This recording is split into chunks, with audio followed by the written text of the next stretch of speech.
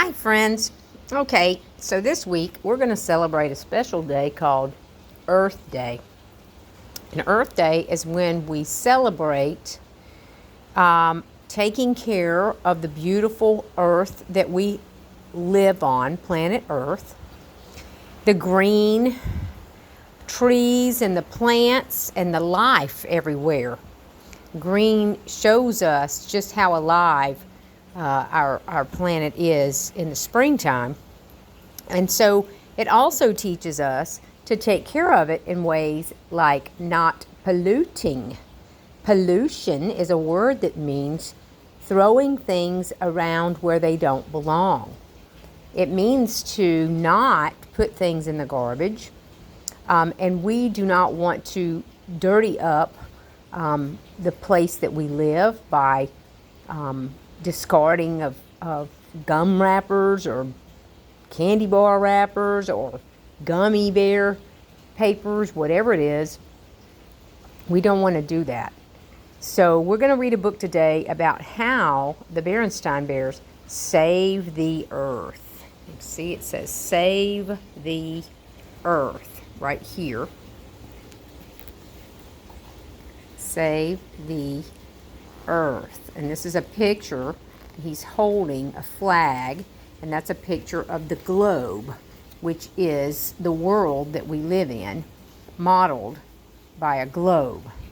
So let's see what the bears are going to learn today that we can also learn. It looks like they're walking down the road and they've got stuff. Uh-oh. What happened here? What is that? What is Sister Bear doing over here? This doesn't look good to me. It says, "Well, look here," said Papa Bear as he opened the evening news. "Your friend Professor Actual Factuals got his picture in the paper."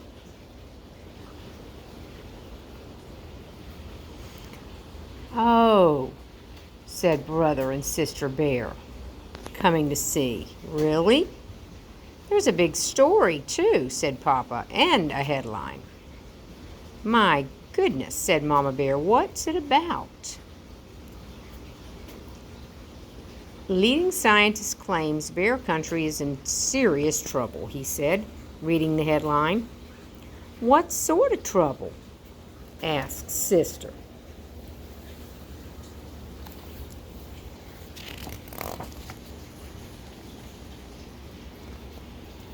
Papa, who was reading the story to himself, didn't answer. "What sort of trouble?" said Mama, repeating Sister's question. "Oh, you know how professors are," he said. "Actual factuals, making a big fuss about pollution." "Well, I know how Professor Actual Factual is," said Mama, "and I think he's quite sensible." "So do I," said Sister. "Me too," agreed Brother. "Oh, he's a great guy, all right," said Papa. "He's dug up some terrific dinosaur bones, and he runs a great museum, but I happen to think he's gone a little overboard on this pollution thing.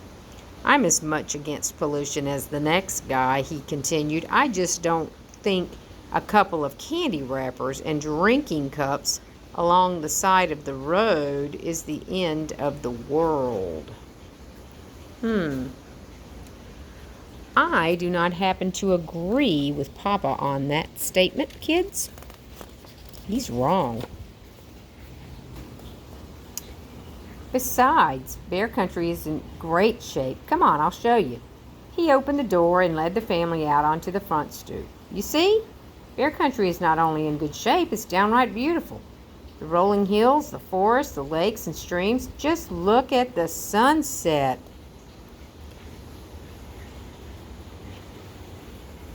"It's beautiful, all right," agreed Brother. "But our science book says that some of those colors are caused by chemicals in the air that shouldn't be there." "Piffle," said Papa.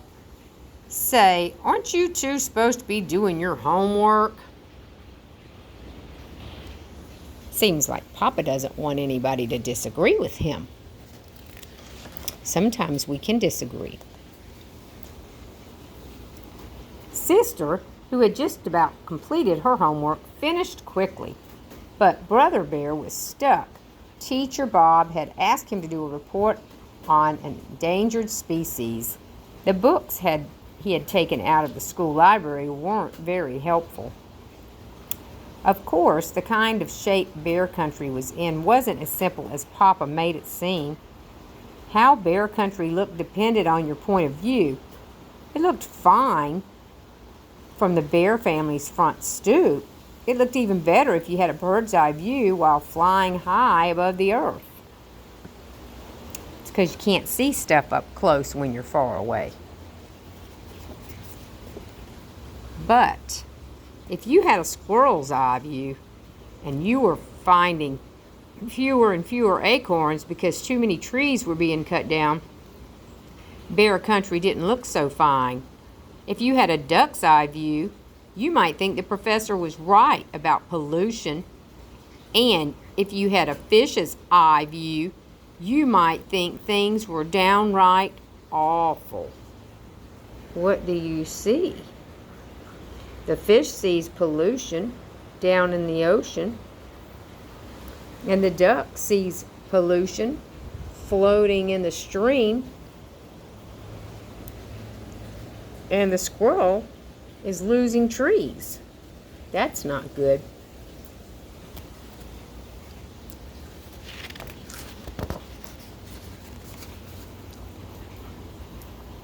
The next day, Brother decided to visit the museum to ask Professor Actual Factual for help with his endangered species report. Sister Bear went with him.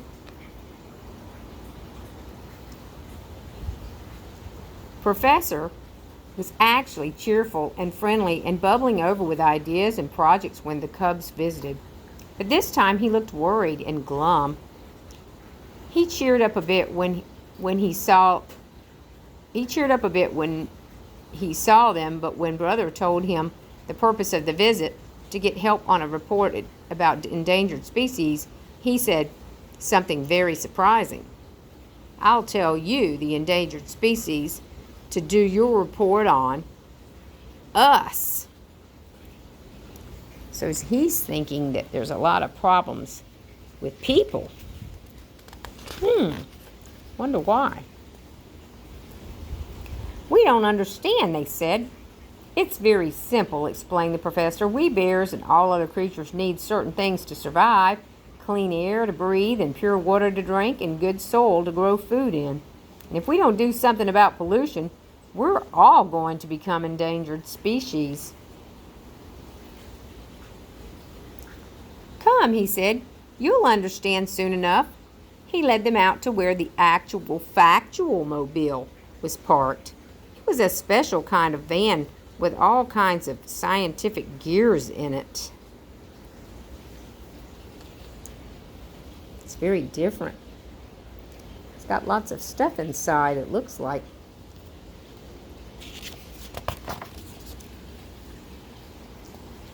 And then the professor took Brother and Sister on a bear country tour they wouldn't soon forget. They went past Grizzly Gus's garage, where they saw oil leaking into a stream, getting on a duck, and killing some fish. They went past the old box factory, where they saw ugly black smoke pouring into the air.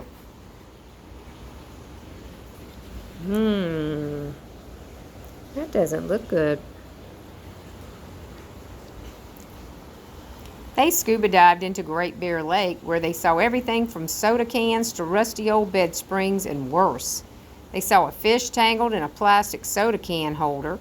They cut it loose, but they couldn't rescue all the fish from all the plastic holders carelessly thrown away. Ooh, that's not good. That's very bad. Somebody's been littering in the ocean.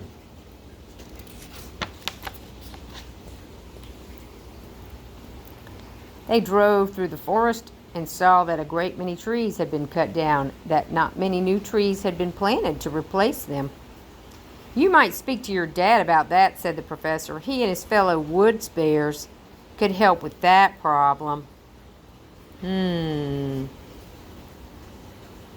I think I see what you mean about becoming an endangered species, said Brother when they got back to the museum. Yes, agreed Sister, but what are we going to do about it? She looks upset. Did that every evening news story do much good? Asked Brother.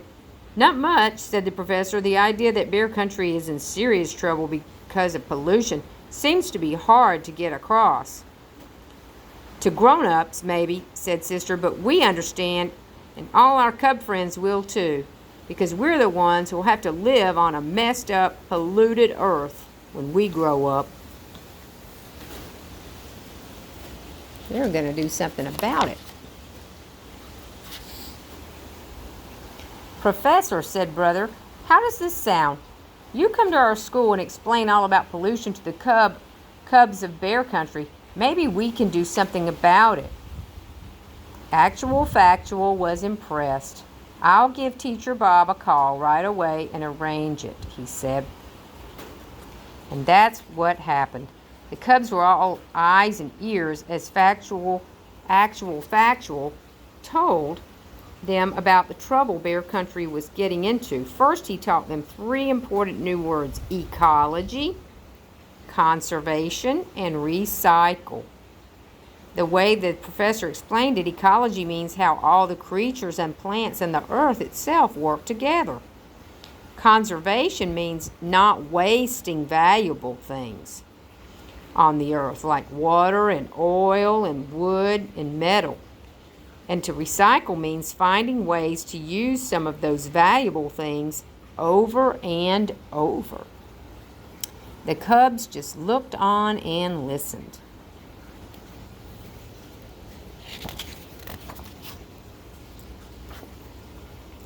The cubs learned quite a lot from Actual Factual, and they had some ideas of their own. How about a recycling program, suggested one cub. Maybe for newspapers to start, added another, and then if it works, cans and bottles. Tim Honeypot said he'd talk to his dad, Mayor Honeypot, about it. Brother remembered Grizzly Gus's garage. You shouldn't be allowed to spill oil into streams and kill fish, he said. Babs Bruno, whose dad was the chief of police, said, I'll talk to my dad. If there isn't a law against it, there ought to be. Even Too Tall helped with an idea. My uncle owns a super-duper market. He could put a bag return plan for reusing bags. Excellent suggestion, said the professor. And if some folks don't want to cooperate, added Too Tall, me and the gang can lean on them a little. The bag return is fine, Too Tall, said Teacher Bob, but no leaning. In other words, you can't be ugly about it. You just got to encourage people to do it. But you can't be mean.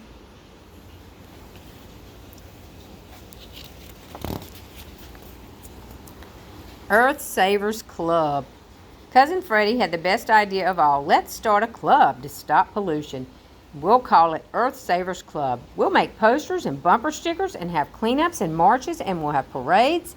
But there was still the problem of Papa and his fellow woods bears.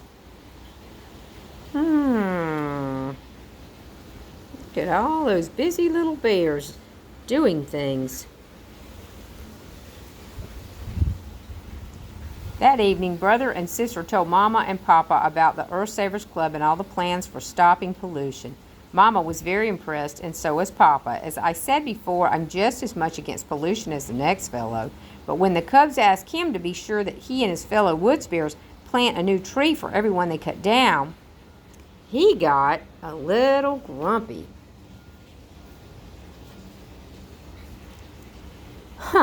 He grumped. It's hard enough to cut trees down without having to plant them as well. Besides, what's all the fuss about? They're just trees. My dear, said Mama, the cubs are right. The forest is a living thing, and it deserves respect. Papa was about to say piffle, but he thought better of it. He decided that he needed to listen to what the bears were telling him and Mama Bear. The problem of conserving the forest must have been on his mind because that night he had a dream. In a dream, he was walking toward the forest to cut wood, and when the trees began to sway and wave their branches, then the branches turned into reaching, grasping arms, and then the trees climbed out of the earth on their roots and chased him.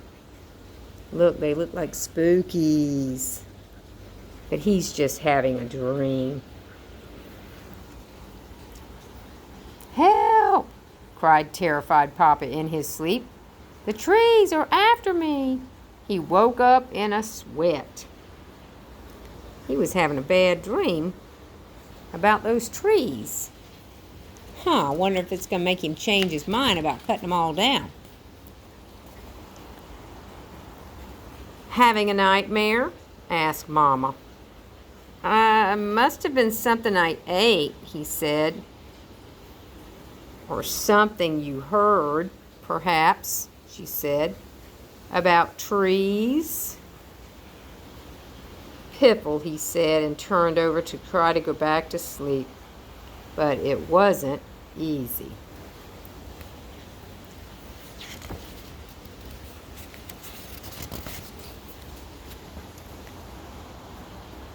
The Cubs didn't expect to solve all Bear Country's pollution problems, but the Earth Savers Club made a very good start. The mayor declared a special holiday called Earth Savers Day, and the Cubs had a big parade. Brother and Sister Bear marched at the head with Professor Actual Factual. It says every little bit helps. Be aware, be a conservation bear. Recycle now. Pollution's a fact, so clean up your act.